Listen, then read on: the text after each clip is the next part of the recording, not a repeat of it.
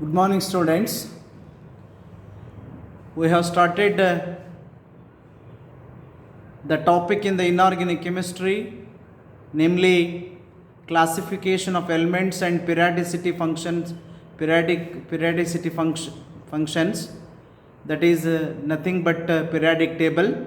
In the first video, I was given you the details regarding the arrangement of elements in the long form of periodic table.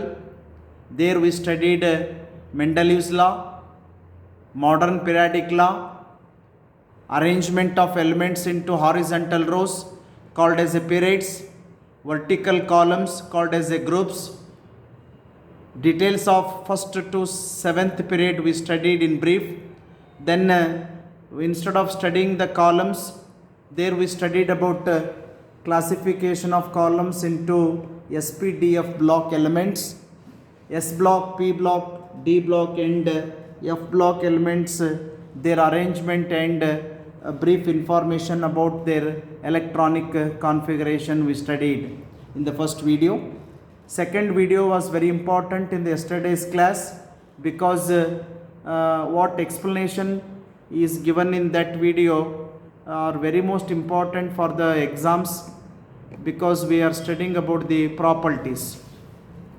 First property, ionization enthalpy. Second one, electron gain enthalpy. And also third one, electronegativity. I have taught, we studied that. Ionization enthalpy is the amount of energy needed to remove the most loosely bound electron from the outermost orbit of an isolated gaseous atom to form the cation in the gaseous state. For example, sodium is there in the gaseous state, is converted into Na plus ion in the gaseous state by the loss of one electron. So certain amount of energy were adding, therefore I must shown delta H equals positive. This type of ionization energy or ionization potential or ionization enthalpy is going to decreases along the period and increases down the group. That information you studied. Similarly, the second property also you studied. Second property is the electron gain enthalpy.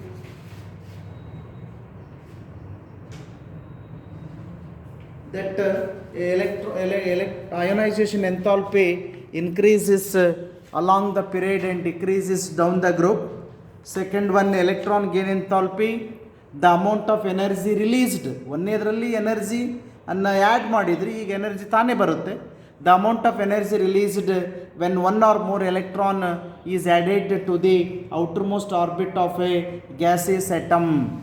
Cl minus ಅಂತಕ್ಕಂಥ ಒಂದು atom ಇದೆ, ಅದಕ್ಕೆ ಒಂದು ಎಲೆಕ್ಟ್ರಾನನ್ನು ಸೇರಿಸಿ C L ಅನ್ನು ಪಡೆದುಕೊಂಡಾಗ delta ಹೆಚ್ equals negative ಅಂತ ತೋರಿಸ್ಬೇಕು.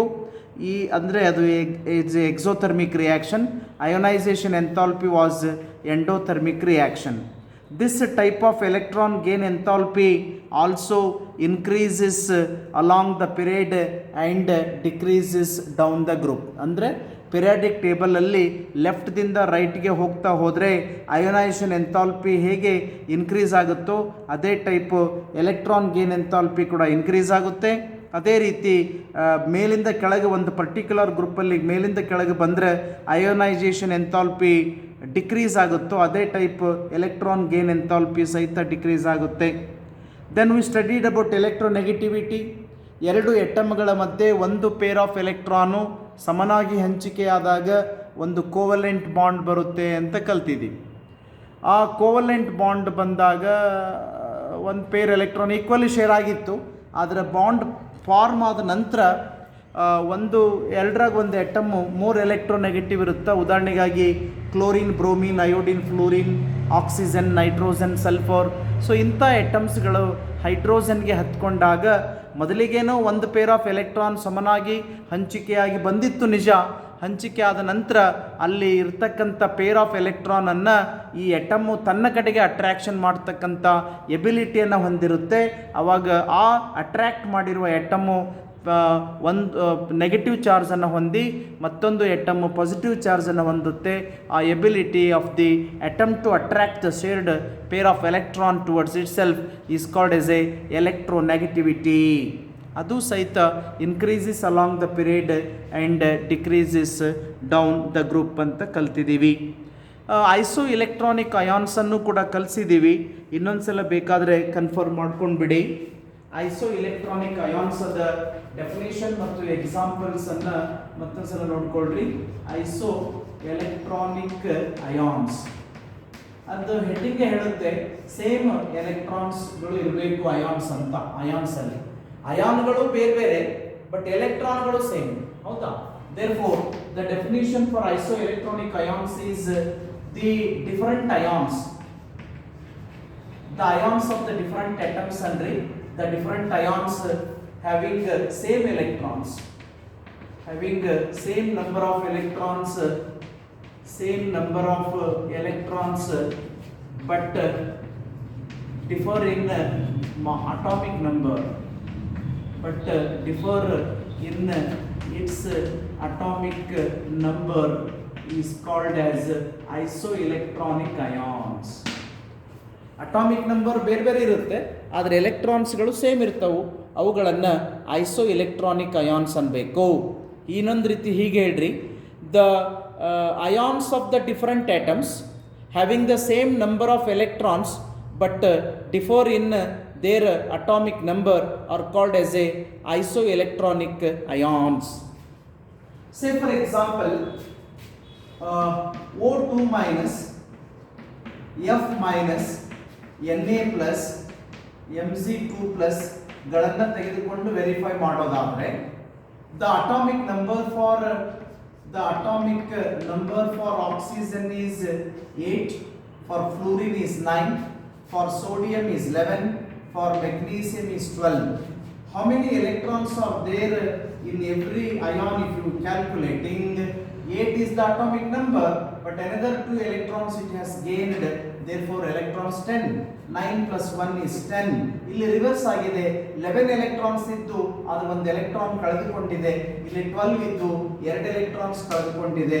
Though they are the ions of the different atoms having a different atomic number, but they are having the same number of electrons, therefore they are called as a isoelectronic ions anta karibeku.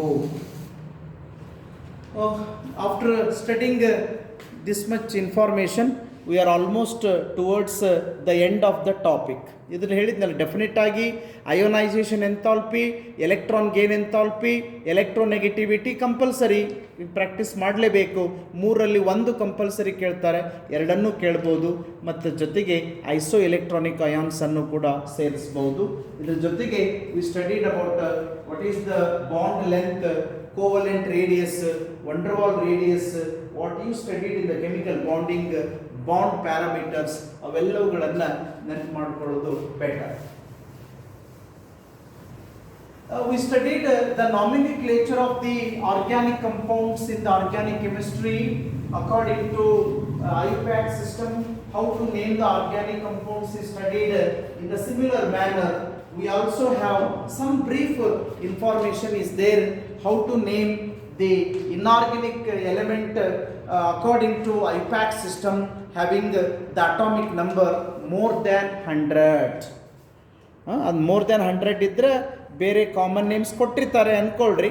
IUPAC system ಪ್ರಕಾರ ಹೇಗೆ ಕೊಡಬೇಕು ಅಂತ ಗೊತ್ತು ಮಾಡ್ಕೊಳ್ಳೋದಾದರೆ, ನಾಮಿನಿಕ್ಲೇಚರ್ of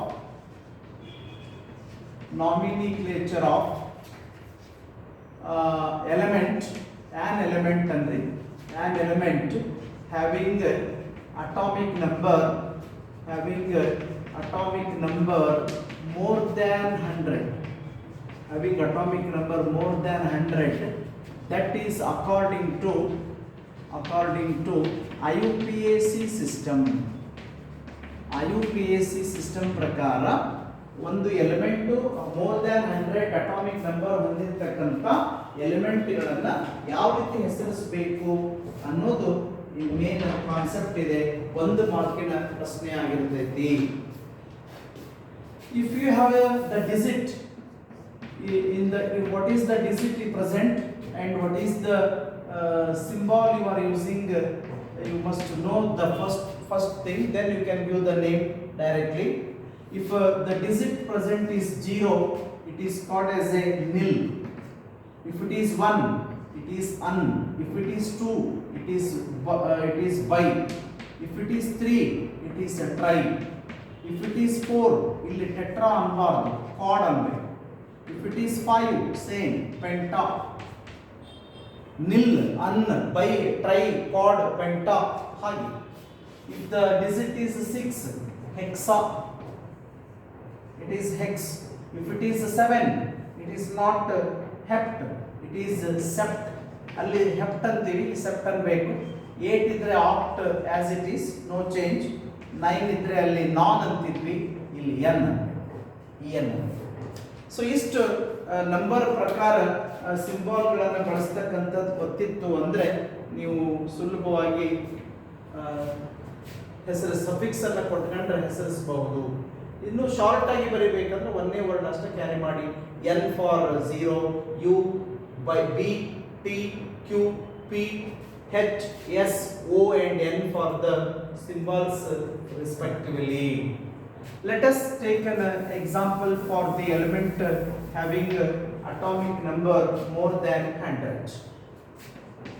Atomic number ಅನ್ನು ಬರೀತೀನಿ ಒಂದು column ಅಲ್ಲಿ, ಇನ್ನೊಂದು ಕಾಲಮ್ದಲ್ಲಿ IUPAC ನೇಮ್ ಅನ್ನು ಬರೀತೀನಿ, ಆಮೇಲೆ ಇನ್ನೊಂದು ಕಾಲಮ್ ಅಲ್ಲಿ ಸಿಂಬಾಲ್ ಬೇಕಾದ್ರೆ ಕೊಟ್ಟರೆ ಇದನ್ನ ನಾವು ಒಂದು ಮಾರ್ಕ್ ಕೇಳ್ತೀವಿ.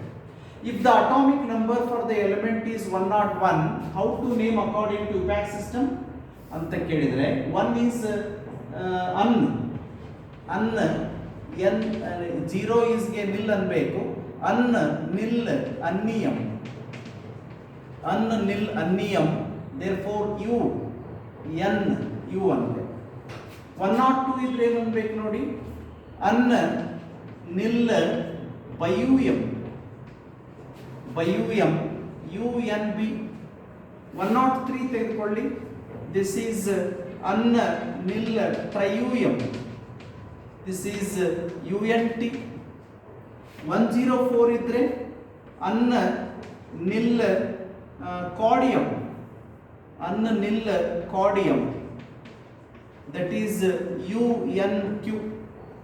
105 ಇದ್ರೆ un, nil, pentium, un, nil, pentium for 105, U N P. 106 ಇದ್ರೆ un, nil, hexium, hexium, U N X. 107 ಇದ್ರೆ un, nil, septium, septium, this is U N S. ಹೀಗೆ ಸ್ವಲ್ಪ ನಾವು ಕರೆಕ್ಟಾಗಿ ಯಾವ ಡಿಜಿಟ್ ಇದ್ರೆ ಯಾವ ಟೈಪ್ ಹೆಸರು ಕೊಡಬೇಕು ಅನ್ನೋ ಐಡಿಯಾ ಇಟ್ಕೊಂಡ್ರೆ any other example you can take to name properly. Similarly if you have the atom having the atomic number 108, 108 ಇದ್ರೆ un, nil, ಆಕ್ಟಿಯಂ, that is UNO. 109 ಇದ್ರೆ ಅನ್, ನಿಲ್, ಎನ್ನಿಯಂ, ಎನ್ನಿಯಂ, UNE. 110 ಇದ್ರೆ ಅನ್, ನಿಲಿಯಂ, ಅನ್, ನಿಲಿಯಂ, ಅನ್, ನಿಲಿಯಂ. 111 ಇದ್ರೆ ನೋಡಿ ಅನ್, ಅನ್ನಿಯಂ, ಯು ಹೌದಾ. U is for unnium. 111. 112 ಇದ್ರೆ ಅನ್ನ, ಬಯುಯಂ, you B. 113 ಇದ್ರೆ ಅನ್ನ, ಟ್ರಯುಯಂ, ಯು ಟಿ. 114 ಇದ್ರೆ ಅನ್ನ, ಕಾಡಿಯಂ, ಯು ಕ್ಯೂ. 115 ಇದ್ರೆ ಅನ್ನ, ಪೆಂಟಿಯಂ, ಹೌದಾ? ಹೀಗೆ ನಮಗೆ ಎಲಿಮೆಂಟ್ ಅದ ಅಟಾಮಿಕ್ ನಂಬರ್ ಗೊತ್ತಿತ್ತು ಅಂದರೆ ಅವುಗಳ IUPAC ನಾಮಿನಿಕ್ಲೇಚರನ್ನು ಕಂಪ್ಯಾರಿಟಿವಲಿ ಸುಲಭವಾಗಿ ಬರೀಬಹುದು. You can write some other 116, 117, 118 ವರೆಗೂ ಬರೆದ್ಬಿಡಿ. 116, 117, 118 ವರೆಗೂ ಬರೆಯೋದಾದರೆ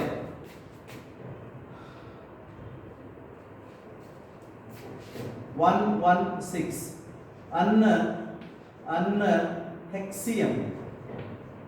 hexium. This is UUH. 117 septium. This is UUH. 118 octium. UUO. ಇಲ್ಲಿವರೆಗೂ ಅಥವಾ 120 ವರೆಗೂ ಬರೀರಿ. ಆ್ಯಕ್ಚುಲಿ ಇಲ್ಲಿವರೆಗೂ ಥೆರಾಟಿಕಲಿ ಬರೀಬೋದು. So I think we have the element up to atomic number 118 at present. Therefore, anyone if you are asking to write the IUPAC name for the element having a particular atomic number, you must practice that. ಈ ಸದ್ಯ ಕಲಿಸಿರೋದು 1 mark. ಒಂದು 1 mark ಅಂತ neglect ಮಾಡೋದು ಬೇಡ, ಯಾಕಂದರೆ ಅದು ಕೂಡ ಕೆಲವು ಸಾರಿ ಟಾಪ್ ಸ್ಕೋರರ್ಗೆ ಹೆಲ್ಪ್ ಆಗುತ್ತೆ. ಇವತ್ತೇನು ಕಲ್ತ್ಕೊಂಡಿವಿ ನೆನ್ಪು ಮಾಡ್ಕೊಳ್ಳೋದಾದರೆ, ವಾಟರ್ ಐಸೋ ಎಲೆಕ್ಟ್ರಾನಿಕ್ ಅಯಾನ್ಸನ್ನು ಇನ್ಕಂಪ್ಲೀಟ್ ಕಲ್ತಿದ್ವಿ ಅಂತ ಅಂದ್ಕೊಂಡ್ರೆ in the last video I have repeated once again. Iso electronic ions R the ions of the different atoms having same electrons but differ in the atomic number are called as a isoelectronic ions. ಅಂದರೆ O2 minus, F minus, Na plus, Mg2 plus ಅಂತ example ತೊಗೊಂಡಿನಿ. ಮತ್ತೊಂದು ಸಲ basic idea ಹೇಳ್ಕೊಡೋದಾದರೆ, ಯಾವುದೇ ಒಂದು ಎಟಮ್ಮು ಎಷ್ಟೋ ಸಂಖ್ಯೆಯಲ್ಲಿ ಎಲೆಕ್ಟ್ರಾನ್ಸನ್ನು ಕಳೆದುಕೊಂಡ್ರೆ positive ಚಾರ್ಜನ್ನು ಹೊಂದಿರುತ್ತೆ. ಆ ಎಟಮ್ಮು ಎಲೆಕ್ಟ್ರಾನ್ನ ಪಡೆದುಕೊಂಡಿದ್ರೆ ನೆಗೆಟಿವ್ ಚಾರ್ಜನ್ನು ಹೊಂದಿರುತ್ತೆ. ಆಕ್ಸಿಜನ್ O2 ಮೈನಸ್ ಬರ್ದೀನಿ ಅಂದರೆ ಅದರ ಎಲೆಕ್ಟ್ರಾನ್ಸು 10 ಅದವು, ಯಾಕಂದರೆ ಅಟಾಮಿಕ್ ನಂಬರ್ 8 2 ಎಲೆಕ್ಟ್ರಾನ್ಸನ್ನು ಪಡೆದುಕೊಂಡಿದೆ. ಹಾಗೆ F ಮೈನಸ್ ಅಂದರೆ 9 + 1 ಅಂದರೆ 10. ಇನ್ನು ಸೋಡಿಯಮ್ದಲ್ಲಿ ಏನಾಯ್ತು, 11 ಎಲೆಕ್ಟ್ರಾನ್ಸ್ ಇದ್ರೂ ಒಂದು ಕಳ್ಕೊಂಡಿದೆ, ಹಾಗಾಗಿ 10. Mg2 ಪ್ಲಸ್ಸಲ್ಲಿ 12 ಇತ್ತು, 2 ಎಲೆಕ್ಟ್ರಾನ್ಸ್ ಕಳ್ಕೊಂಡಿದ್ರೆ ಹಾಗಾಗಿ 10 ಆಯಿತು. ಎಲ್ಲದರಲ್ಲಿ number of electrons is 10 only, but atomic number is 8, 9, 11 and 12 respectively. Therefore, they are called as a isoelectronic ions. 1 mark ಇತ್ತು, 2 ಮಾರ್ಕಿನ ಕ್ವಶನ್ ಕೂಡ ಕೇಳ್ಬೋದು. Water iso electronic ions give example ಅಂದಾಗ ಯಾವುದೇ ಒಂದು ಬರೆಯೋಕ್ಕೆ ಬರೋದಿಲ್ಲ, ಅಟ್ಲೀಸ್ಟ್ 2-3 ಎಕ್ಸಾಂಪಲ್ ಅನ್ನಾದರೂ ಬರೀಬೇಕು. That is for 2 mark. ಇನ್ನೊಂದು 1 ಮಾರ್ಕಿನ ಕಾನ್ಸೆಪ್ಟನ್ನು ಕೂಡ ಹೇಳಿಕೊಡ್ತಾ ಇದ್ದೀವಿ. That is nomenclature of in element having the atomic number more than 100 according to International Union of Pure and Applied Chemistry system. ನಾವು ಆರ್ಗ್ಯಾನಿಕ್ ಕೆಮಿಸ್ಟ್ರಿಯಲ್ಲಿ ಸಾಕಷ್ಟು ಡೀಟೇಲ್ಸ್ ಕಲ್ತ್ಕೊಂಡಿದ್ದೀವಿ. IUPAC nomenclature having root word, suffix and prefix ಅಂತ ಹೇಳಿ ಅದರ definition ಮತ್ತು examples ಕೊಟ್ಟು, ಆನಂತರ ಇಂಪಾರ್ಟೆಂಟ್ 6 ರೂಲ್ಸನ್ನು ಕಲ್ತ್ಕೊಂಡ್ವಿ. ಅವೆಲ್ಲ ಕಲ್ತ್ಕೊಂಡ ನಂತರ ಸಿಂಪಲ್ ಮತ್ತು ಡಿಫಿಕಲ್ಟ್ ಇರುವ ಎಕ್ಸಾಂಪಲ್ಸನ್ನು ತೆಗೆದುಕೊಂಡು ಅವುಗಳನ್ನು IUPAC ಸಿಸ್ಟಮ್ ಪ್ರಕಾರ ಹೇಗೆ ಹೆಸರಿಸಬೇಕು ಅಂತ ಹೇಳ್ಕೊಟ್ಟಿದ್ದೀವಿ. ಸೊ ಅದೇ ಟೈಪ್ ನಮಗಿಲ್ಲಿ ಕಂಪ್ಯಾರಿಟಿವಲಿ ಈಸಿ ಇದೆ, ಯಾಕಂದ್ರೆ ನಮಗೆ before giving the names for the element having atomic number more than 100 ನಮಗೆ ಡಿಜಿಟ್ ಎಷ್ಟು ಡಿಜಿಟ್ ಇದೆ, ಅದಕ್ಕೆ ಸಫಿಕ್ಸ್ ಏನು ಕೊಡಬೇಕು, ಸಿಂಬಾಲ್ ಏನು ಕೊಡಬೇಕು ಅಂತ ಹೇಳೋದಾದರೆ, 0 ಇದ್ದರೆ ನಿಲ್, 1 ಇದ್ದರೆ ಅನ್, 2 ಇದ್ದರೆ ಬೈ, 3 ಇದ್ದರೆ ಟ್ರೈ, 4 ಇದ್ದರೆ ಕಾಡ್, 5 ಇದ್ದರೆ ಪೆಂಟ್, 6 ಇದ್ದರೆ ಹೆಕ್ಸ್, 7 ಇದ್ದರೆ ಸೆಪ್ಟ್, 8 ಇದ್ದರೆ ಆಕ್ಟ್ ಮತ್ತು 9 ಇದ್ದರೆ ಎನ್ ಅಂತ ಸಫಿಕ್ಸನ್ನು ಕೊಡಬೇಕು.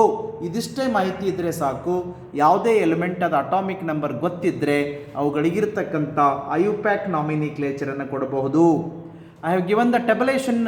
It helps you to remember easily. If you are asking anyone to write the name for 1 mark, you ಕೇಳಿದ್ರು ಬರಿಬೋದು. 101 ಇದ್ದರೆ ಅನ್ ನಿಲ್ ಅನ್ನಿಯಂ, 102 ಇದ್ದರೆ ಅನ್ ನಿಲ್ ಬೈಯುಯಂ, 103 ಅನ್ ನಿಲ್ ಟ್ರೈಯೋಯಂ, 104 ಅನ್ ನಿಲ್ ಕಾರ್ಡಿಯಂ, 105 ಅನ್ ನಿಲ್ ಪೆಂಟಿಯಂ, 106 ಅನ್ ನಿಲ್ ಹೆಕ್ಸಿಯಂ, 107 ಅನ್ ನಿಲ್ ಸೆಪ್ಟಿಯಂ, 108 ಅನ್ ನಿಲ್ ಆಕ್ಟಿಯಂ, 109 ಅನ್ ನಿಲ್ ಎನ್ನಿಯಂ, 110 ಅನ್ ನಿಲ್ಲಿಯಂ, 111 ಇದ್ದರೆ ಅನ್ ಅನ್ನಿಯಂ, 112 ಇದ್ದರೆ ಅನ್ ಬೈಯುಯಂ, 113 ಅನ್ ಟ್ರೈಯುಯಂ, 114 ಅನ್ ಕಾರ್ಡಿಯಂ, 115 ಅನ್ ಪೆಂಟಿಯಂ, 116 ಅನ್ ಹೆಕ್ಸಿಯಂ, 117 ಅನ್ ಸೆಪ್ಟಿಯಂ, 118 ಅನ್ ಆಕ್ಟಿಯಂ. ಸ್ವಲ್ಪ ಏನೋ ಡಿಫ್ರೆನ್ಸ್ ಅನ್ಸುತ್ತೆ ನಿಮ್ಮ ಪ್ರೊನೌನ್ಸಿಯೇಷನ್ ಅಂದರೂ ಸಹಿತ ನಿಮ್ಮದೇ ಆಗಿರ್ತಕ್ಕಂಥ ಮೆಥಡಲ್ಲಿ ಇವುಗಳ ನಾಮಿನಿಕ್ಲೇಚರನ್ನು ಕಲ್ತ್ಕೊಳ್ರಿ. With this the simple topic comparatively and easy topic regarding classification of elements and periodicity functions that is arrangement of elements in the periodic table has been completed. ನನ್ನ ಪ್ರಕಾರ ನನ್ನ ಸೈಡಿಂದ ಕವರಪ್ ಮಾಡ್ತಕ್ಕಂಥ ಆಲ್ಮೋಸ್ಟ್ ಎಲ್ಲ ಯೂನಿಟ್ಸು ಕವರಪ್ ಆಯಿತು. ನೆನಪಿಸ್ಕೊಳ್ಳೋದಾದರೆ organic ಕೆಮಿಸ್ಟ್ರಿಯಲ್ಲಿ basic principles and techniques in the organic chemistry ಕಲಿಸಿದ್ದೀವಿ. ಆನಂತರ ಹೈಡ್ರೋಕಾರ್ಬನ್ಸ್ ಕಲಿಸಿದ್ದೀವಿ, ಹೌದಾ. ಫಿಸಿಕಲ್ ಕೆಮಿಸ್ಟ್ರಿಯಲ್ಲಿ ಇಕ್ವಿಲಿಬ್ರಿಯಮನ್ನು ಕಲಿಸಿದ್ದೀನಿ, ಟಾಪಿಕ್ 3 ಆಯಿತು. ಆಮೇಲೆ chemical bonding and molecular structure I have taught in the inorganic chemistry, ಹೌದಾ. Then I have taught about the hydrogen in the last before 3 ವಿಡಿಯೋಸ್ಗಿಂತ ಪೂರ್ವದಲ್ಲಿ hydrogen ಬಗ್ಗೆ ಬಿಟ್ಟಿದ್ದೀನಿ. ಆಮೇಲೆ this is the 3rd video I am living for periodic table. Total topic ಎಷ್ಟಾಯ್ತು ನೋಡ್ರಿ. Basic concepts and techniques in the chemistry number 1, hydrocarbons second one, chemical bonding and molecular structure third topic, hydrogen fourth topic, ಆನಂತರ ಈಗ ತಾನೇ periodic table 5th topic. ಈಗಾಗಲೇ ಮೊದಲೇ ಕಲಿಸಿರೋದು equilibrium chapter 6 ವರೆಗೂ discuss ಮಾಡಿದ್ದೀವಿ. ಇನ್ನೊಂದ್ಸಲ ವೆರಿಫೈ ಮಾಡಿ ನನ್ನ ಪಾರ್ಟಿಂದ ಯಾವುದಾದ್ರೂ ಟಾಪಿಕ್ ಉಳ್ಕೊಂಡಿದ್ದರೆ ನಾಳೆಯಿಂದ ಡಿಸ್ಕಸ್ ಮಾಡೋಣ. Okay, thank you. ಎಲ್ಲರೂ ಕೂಡ ಅಬ್ಸರ್ವ್ ವೆರಿಫೈ ವಿಡಿಯೋ ಕ್ಲಿಪ್ಪನ್ನು ಸ್ಟಡಿ ಮಾಡ್ಕೊಳ್ರಿ. ನೋಟ್ಸ್ ಇದ್ರ ಬಗ್ಗೆ ನಾನು ನೀವೇ ಮ್ಯಾಕ್ಸಿಮಮ್ ಎಷ್ಟಾಗುತ್ತೆ ಅಷ್ಟು ರಫ್ ನೋಟ್ಸ್ ಮಾಡ್ಕೊಳ್ರಿ. ಫೇರ್ ಬೇಕು ಅಂದರೆ I can submit you in the coming days. Thank you.